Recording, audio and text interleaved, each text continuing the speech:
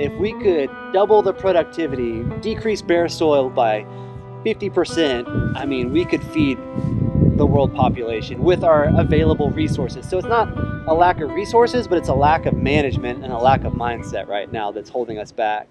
And so it's just changing that and reframing that. But it absolutely is not only possible, but it's the only path forward, because if we have 60 years left, 60 harvests left in our conventional system, we can't double down on that. That's headed towards a cliff. And what are we going to do? Accelerate towards that cliff? So this is the solution.